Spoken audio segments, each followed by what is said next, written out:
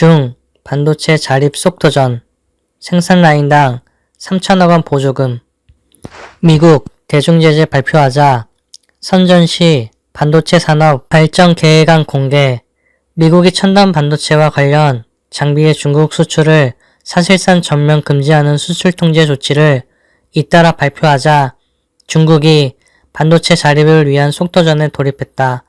이달 중국 공산당의 20차 당대회가 끝나면 국가 차원의 대규모 지원 체제도 출범시킬 전망이다. 중국의 실리콘밸리로 불리는 광둥선 선전시는 지난 8일 반도체 산업 발전 계획안을 발표했다. 선전리에 위치한 반도체 기업이 생산 라인을 개조할 때 설비당 최대 15억 위안 약 3천억 원의 보조금을 주고 전기와 물 사용료를 각각 60%, 50%씩 지원하는 내용이다. 첨단 반도체 설계 기업에 연간 1,000만 위안 약 20억 원 연구비를 지원하는 등의 분야별 세부 지원 금액도 공개했다. 선전시는 CPU, 중앙처리 장치, GPU, 그래픽카드, 인공지능 등 핵심 첨단 반도체 제품에서 기술적 돌파를 이뤄야 한다고 했다. 선전시의 반도체 진흥 계획은 미국이 중국에 대한 첨단 반도체 장비 수출을 금지하기로 발표한 직후 나왔다. 미국 상무부는 7일 현지 시각 중국 반도체 메모리칩 생산업체인 YMTC를 비롯해 31개 중국 기업, 단체를 수출 통제 대상으로 지정하는 내용의 대중 반도체 규제 정책을 발표했다. 18나노미터 10억 분의 1미터 이하 D램, 128단 이상 낸드 플래시, 14나노미터 이하 로직 칩을 생산하는 중국 기업에 기술 및 장비를 판매하려는 미국 기업들은 정부의 사전 허가를 받아야 한다고 했다. 사실상 대중 수출을 봉쇄한 것이다. 중국 상무부는 10일 대변인 명의로 미국 기업 간 정상적인 거래를 심각하게 방해하고 국제 공급망 안정을 위협하는 것으로 단호하게 반대한다고 했다.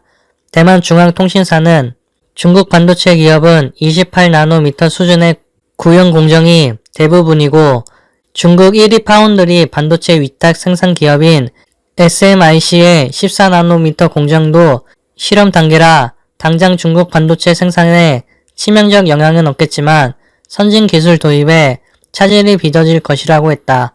미국의 반도체 규제 속도가 빨라지자 중국 공산당은 지난 9월 핵심 기술 개발을 위한 새로운 거국적 체제를 신설하기로 결정했다. 정부와 기업, 학계를 망라한 반도체 연구, 생산 시스템을 만들겠다는 뜻이다.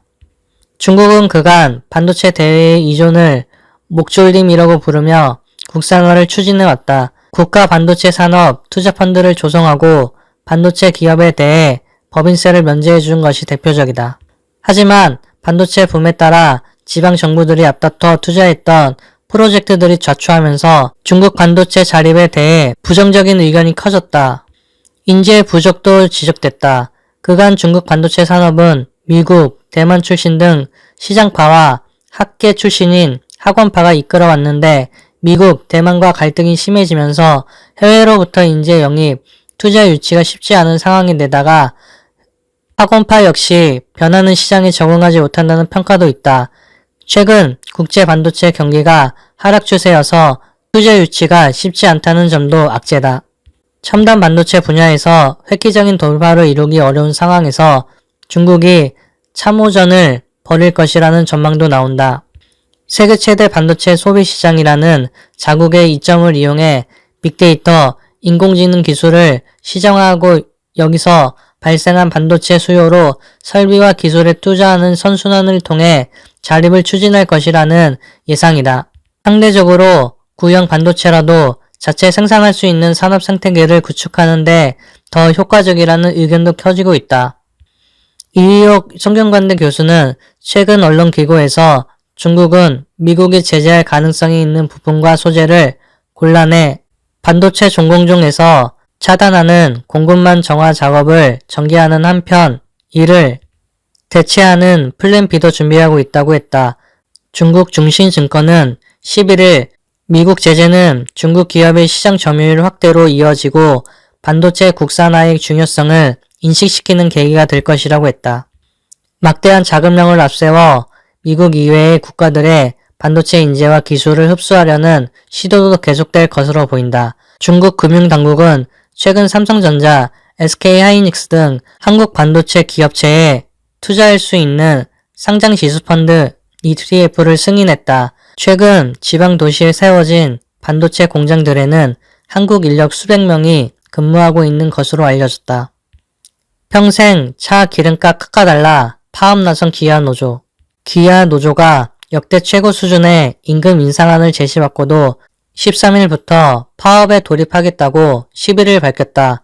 글로벌 경기 침체로 인한 수요 감소 우려와 한국산 전기차의 보조금 지급을 중단하는 미국 IRA 인플레이션 감축법 시행 등 대외 위기가 중첩되는 가운데 기아는 생산 차질이라는 악재까지 직면하게 됐다.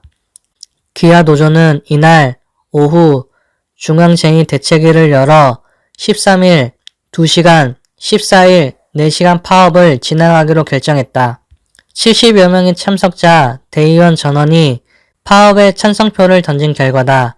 노조는 향후 특근은 모두 거부하고 25일 다시 파업 지속 여부를 논의키로 했다.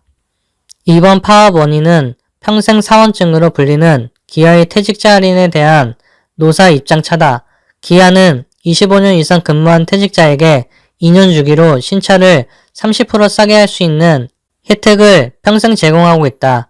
기아 사측은 이번에 기존 혜택을 축소하자고 제안했다. 신차를 싸게 살 수 있는 주기를 2년에서 3년으로 늘리고 평생 할인 대신 만 75세까지로 조정하자는 내용이다. 대신 월 98,000원 기본급 인상과 성과급 300% 플러스 550만원, 59세 근로자 기본급에 90%를 주던 60세 정년 임금을 95%로 올리는 등 높은 임금 인상안을 제시했다. 그러나 기아 노조는 퇴직자 복지 제도 축소는 받아들일 수 없다며 맞섰고 결국 협상이 부결됐다. 퇴직자 복지가 재직자 인단협을 좌우하는 황당한 상황은 기아의 역피라미드 인력 구조에서 비롯된다. 기아는 지난해 기준 50세 이상 재직자가 18,873명으로 절반이 넘는다. 전체 34,104명의 근로자의 평균 근로 연수는 22년 2개월에 이른다. 다수인 고참 사원들이 조만간 자신이 누리게 될 퇴직자 복지를 더 중시했다는 것이다. 이 때문에 젊은 직원들을 중심으로 불만이 가중되며 노노 갈등이 불거질 가능성도 제기된다. 원성차 업계에선 평생 30% 할인은 지나친 혜택이라는 지적이 많다. 실제 수입차는 물론 한국 GM, 르노코리아 자동차는 이 같은 퇴직자 할인 제도가 없다. 쌍용차도 퇴직자 할인 혜택은 퇴직 후 1, 2년까지만 제공한다. 기아의 경우 매출에서 원가가 차지하는 비율은 80%가량이다. 5천만원짜리 차를 팔 때 4천만원가량이 원가랑 뜻이다. 퇴직자들이 2년마다 3,500만원의 차량을 구입하면서 쌓이는 회사 손해는 결국 소비자 가격에 전가된다는 게 전문가들의 분석이다. 이양구 자동차연구원 연구위원은 인플레 감축법, 반도체 수급난 등 악재 속에서 차량 생산 감소는 기업의 큰 타격이라며 파업 영향을 최소화하도록 양측이 방안을 강구해야 한다고 했다.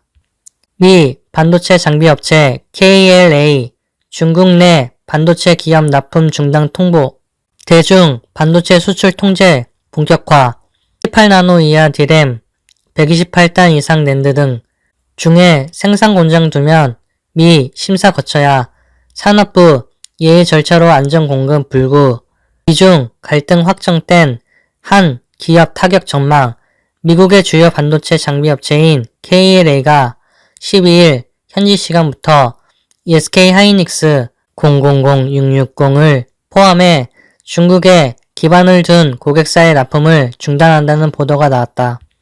우리 정부가 삼성전자 005930와 SK하이닉스 중국 공장이 미국의 제재 영향권에 들지 않도록 조치를 취하고 있지만 미국의 강도 높은 중국 제재가 양사 제품 생산에 적지 않은 타격을 입힐 가능성이 짙어지고 있다.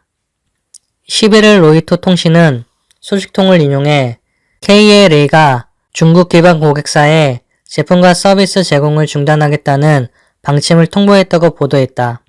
소식통은 중국에 있는 회사 직원이 KLA 법무팀으로부터 중국 시각으로 11일 오후 11시 59분부터 18나노미터 10억 분의 1m 이하 D램과 128단 이상 낸드 플래시 기술 및 고급 로직칩 등을 첨단 반도체 제조사에 납품하는 것을 중단한다는 내용의 이메일을 받았다고 전했다.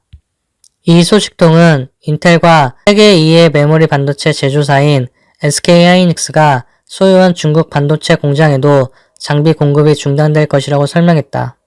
이번 통보는 미국 조 바이든 행정부의 대중 반도체 수출 통제를 준수하는 차원에서 이루어진 것이라고 로이터는 밝혔다. 미 상무부는 7일 미국 기업이 18나노미터 이하 D램, 128단 이상 낸드 플래시, 14나노미터 이하 로직칩을 생산하는 중국 기업에 반도체 장비를 수출하는 것을 사실상 금지하는 내용의 수출 통제 조치를 발표했다. 로이터는 이는 전 세계 반도체 및 장비 제조 업체가 직면한 거대한 도전이라고 평가했다. 아울러 최대 시장인 중국으로의 수출에 차질이 생긴 KLA에도 타격을 줄 것으로 전망된다. KLA는 6월로 끝난 지난 회계년도 매출의 30%가 중국에서 나왔다. 이 규제에 따르면 중국 기업이 아니더라도 생산시설이 중국 기업의 소유면 거부 추적 원칙이 적용돼 사실상 수출이 금지된다. 중국에 생산 공장을 둔 삼성전자와 SK하이닉스도 별도로 미 당국의 심사를 거쳐야 한다. SK하이닉스는 중국 공장을 계속 가동하기 위해 미 상무부의 허가를 받겠다는 입장을 밝혔다. 이번 조치로 직접적인 피해가 예상되는 중국 기업들로는 양치 메모리 테크놀로지 YMTC와 창신 메모리 테크놀로지 CXMT, 반도체 제조 인터내셔널 SMIC 등이 있다. 로이터는 이들 회사가 KLA의 통보와 관련해 아직은 입장을 밝히지 않았다고 전했다. 7일 현지 시간 미국의 중국 신규 제재 발표 이후 우리 정부는 이 조치가 국내 반도체 산업에 제한적인 영향을 미칠 것이라고 내다봤다. 산업통상자원부는 미국이 예외적 허가 절차를 통해 삼성전자, SK하이닉스가 운영 중인 중국 공장의 생산에 차질이 없도록 안정적인 공급을 보장하기로 했다며 한미 간 수출 통제 워킹그룹을 정례 협의 채널로 활용할 것이라고 밝혔다. 다만 예상과 달리 바이든 정부의 칼날이 삼성전자와 SK하이닉스 중국 법인으로도 향하게 되면 양사는 주력인 메모리 생산에 큰 문제를 겪을 가능성이 크다. 현재 삼성전자는 중국 시안 공장에서 낸드 플래시를, SK하이닉스는 우시 공장에서 D램을 생산하고 있다. 두 공장에서는 12인치 웨이퍼 기준 약 20만 장의 웨이퍼를 만들고 이는 양사 낸드 D램 생산의 약 40-50%를 차지한다. 이 라인에는 KLA 외에도 어플라이드 머티리얼즈, 램리서치 등 미국의 주요 장비 반도체 회사들의 기기가 상당수 배치되어 있다.